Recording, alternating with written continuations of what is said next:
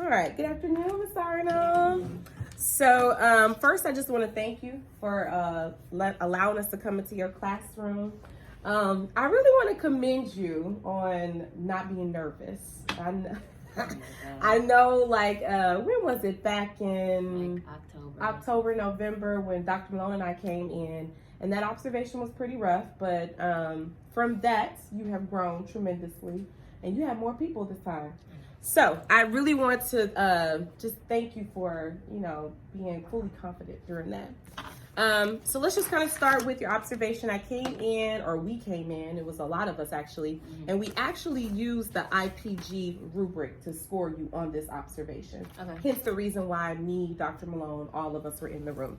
So we actually scored you using this, and when we came in, you were doing lesson 24.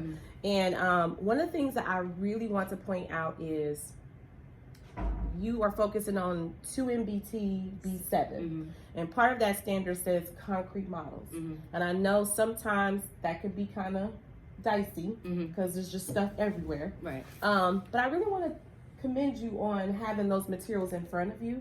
How do you think that added to the success of the lesson? Or Now, I can't speak for everybody's exit ticket, but I do feel like that it helped some kids solve some of the problems better. Okay. I had them mainly focus on, like, just the algorithm. I think they got really caught up with, like, did I unbundle 100? Did I unbundle a 10? Right.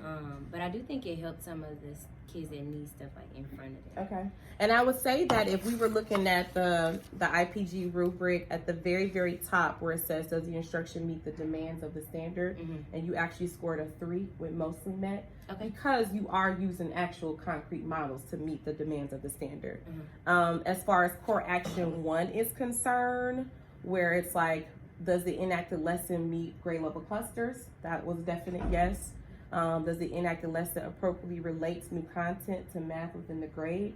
That's a definite yes. And as far as does it meet the 3 aspects of rigor, and that particular standard is conceptual, and I would definitely say a yes. Okay. Our instructional push from here until the end of the school year is only going to be on core action 2. So we did not rate you on anything in core action 3. Okay. So everything that we rated came strictly from core action 2. Okay. So let me just kind of ask a few questions before I give you your scoring on this. We've been doing this internalization thing. What was the big takeaway you wanted them to have from the lesson? Dang, I wish I could see it in front of me. You want to go get the book, or? Yeah. Okay, so go grab the book over there. It was the you should see it on the desk. Module. Yeah. Is that right there? Okay, and it was lesson 24. Yeah. So go ahead and grab that. So, like, what was the big idea of that particular lesson? Okay, so some of it was to still be using mental math. Okay. Like using 25 minus 5. If you know that's 20, then if you go up 1 more, then that'll help you subtract. So that was the main part right here. Okay. And then right here, it was mainly to be using the place value disk to, like, show how you're unbundling something. Okay. Like unbundling a 10 or unbundling 100 to subtract. Okay. Like, they weren't really caught up on, like, the vertical form and stuff like that. Like, the main thing was to use the place value disk. And the whole idea of unbundling and bundling is to show that it has been, like, renamed. It became something else, It became something else, but it's still the same. Like, if we were to go back and count this stuff, it's still the same value. You may have more 10s now, or you may have more 1s now, but it's still the same. It's still the same, okay. And then they even used this, it was the exact same thing on the exit ticket. Using the place value disk, using the place value chart, changing out a 10 for 10 1s or 10 10s for...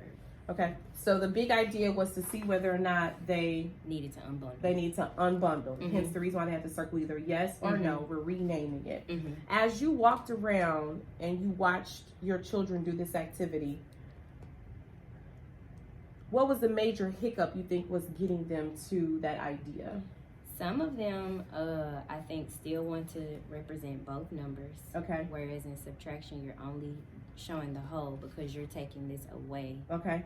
From the whole. Okay. Another one was just like precision. So, like, some of them would just dump this instead of, like, having it, in a sequential order. So sometimes they like, I don't know what to do. Like, I can't, it's hard for them to see it. Yeah. And I don't know if that's just like developmental since they only in 2nd grade. But some of them will like have it nice and neat, and they're able to clearly see it, but a lot of them still struggle with like just being neat on the place by chart. Okay, so I'm glad that you said the some of them, because I really want to focus on that some of them that were really nice and neat.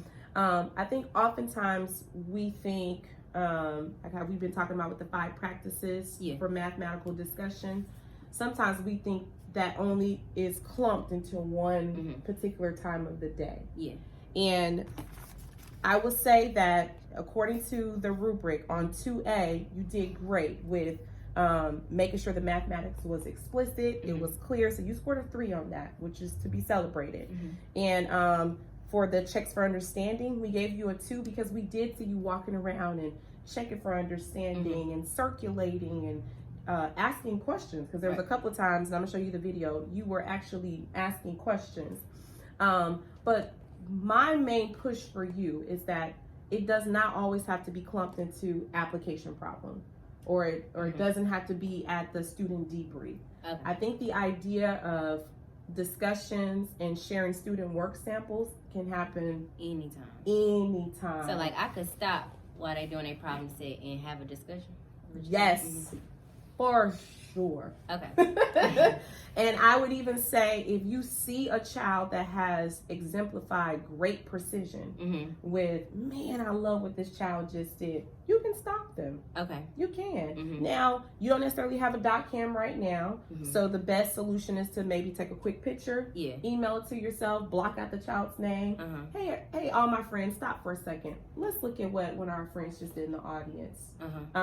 What do you see about their paper? What are some things that you're noticing? That type of deal. Okay. So I would definitely, because on here, if you look at the language, it says the teacher strengthens all students' understanding of the content by strategically sharing student work samples. And we had to give you a 1 because nobody shared. Okay. And if you feel like you see something within the room that's like, man, this looks like good work. Okay. Let me go ahead and share. So, for instance, let me pull up your video. You're going to hear Talon talking in the back, girl. It was so funny. But,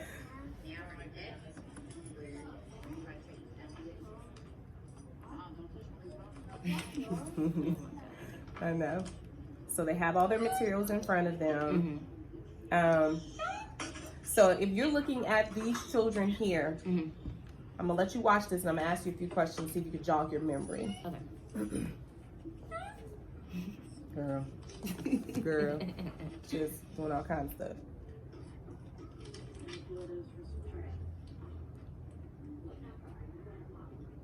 See, what number are you going to model? That's a good question.